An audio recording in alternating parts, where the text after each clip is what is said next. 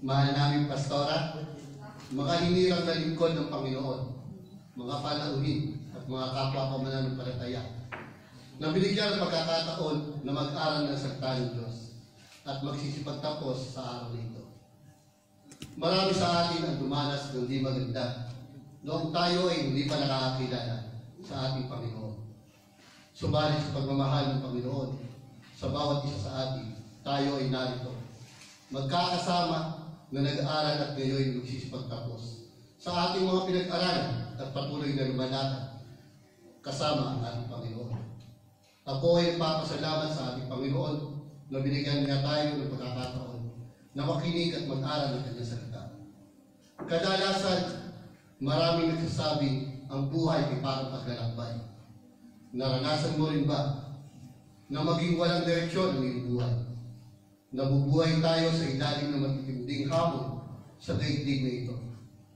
Habang mas lalong nagiging marahas at moral ang lipunan sa mundong ating ginagalawan, sa ganitong hamon ng buhay na ating nararanasan at kinaharap sa araw-araw, paano natin makapanatili na sa tamang direksyon ang ating buhay? Paano natin makapanatili kasama natin ang Kapanginoon sa ating paglalakbay? Noong ako ay estudyante pa lamang, maraming nagsabi sa akin, sayang ang aking talino kasi hindi ko ginamit. Pero ngayon, masasabi ko, mas magiging sayang ang aking talino binigay ng ating Panginoon kung hindi ko gagamitin sa tama ang pag-aaral ng kanyang salita. Matthew 28:16-20, sabi dito, pumunta ang 11 alagad sa Galilea, sa bundok na sinabi sa kanila ni Jesus. Nang makita nila si Jesus, siya ay sinamba nila. Subalit may ilan sa kanila nag-alinlangan. Lumapit si Jesus at sinabi sa kanila, ibinigay na sa akin ang lahat ng kapangyarihan sa langit at sa lupa. Kaya't habang kayo'y lumahayo, gawin nating alagad ko ang mga tao sa lahat ng bansa. Bautismuhan niyo sila sa pangalan ng Ama at ng Anak at ng Espiritu Santo. Turuan niyo silang sumunod sa lahat ng inuutos ko sa inyo. Tandaan niyo, ako'y laging kasama niyo hanggang sa katapusan ng panahon. Ayon din sa 2 Timothy chapter 3, verse 10-17, sabi nga po dito, ngunit sinunod mo ang aking itinuro sa iyo, ang aking ugali at layunin sa buhay. Tinularan mo ang aking pananampalataya, pagtatyaga, pag-ibig at katapatan. Nasaksiyan mo ang aking pag-uusig at paghihirap na dinanas ko sa Antioquia, Iconio at Listra. Napakahirap ng dinanas ko, ngunit sa lahat ng iyon ay niligtas ako ng Panginoon.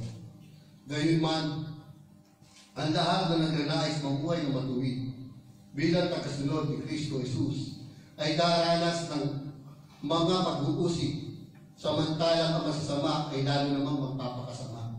Ang manlilinlang ay patuloy na manlilinlang, at sila man ay malilinlang din.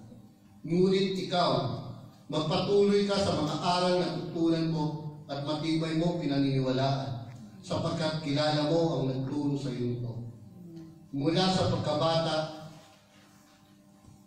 alam mo ang banal na kasulatan ay nagtuturo ng daan ng kaligtasan sa pamamagitan ng pananampalataya kay Kristo Jesus. Ang lahat ng kasulatan ay kinasihan ng Diyos at nagagamit sa pagtuturo ng katotohanan, sa pagtatama ng mali katuruan, sa pagtutuwid ng likong gawain at pagsasanay para sa matuwid ng pamumuhay, upang ang lingkod ng Diyos ay magiging karapat-dapat at tanda sa lahat ng mabubuting gawain. Ang Biblia ay ang tanging librong naglalaman ng tunay na kasagutan sa maraming katanungan na di masagot ng sanlibutan o ng sinuman. Ang salita ng Diyos ay siyang nakapagbabago ng ugali, puso at pagkatao ng isang nilalang o isang tao. Palagi natin naririnig sa mga katuruan, we should be equipped with the Word of God kasi ito ang magiging gabay natin at sandata natin sa mga darating na hamon ng ating buhay.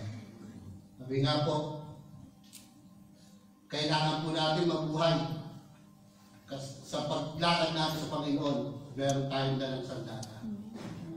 I would like to take this opportunity on behalf of my fellow graduates who studied the 13th Bible Basic Class, 15th Declaration of Faith, Life Group Network, and the ICA class.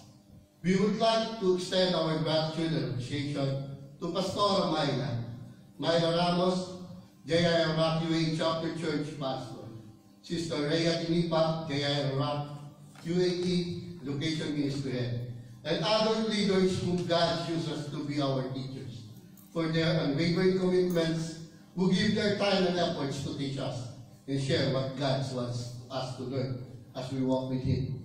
Thank you very much. And to my fellow graduates, ang ating pagtatapos ay hindi mga kahulugan na tayo ay tapos na o hanggang dito na lamang. Bagkus ito ang simula ng ating paglalakad kasama ang ating Panginoon. Nawa ang ating mga natutunan sa ating pag-aaral ay hindi maging walang kabuluhan. Bagkus ito ay makita sa atin at sa ating maisabuhay sa araw-araw. Maibahagi din natin sa ating mga kapwa na di pa naaabot ng salita ng ating Panginoon. Be the salt and light to others, as our great commission is to share the Word of God. So let us keep on studying and learning about God. Follow what God wants for us. Continue what God wants us to do. Thank you. God bless us all. Congratulations to all the church.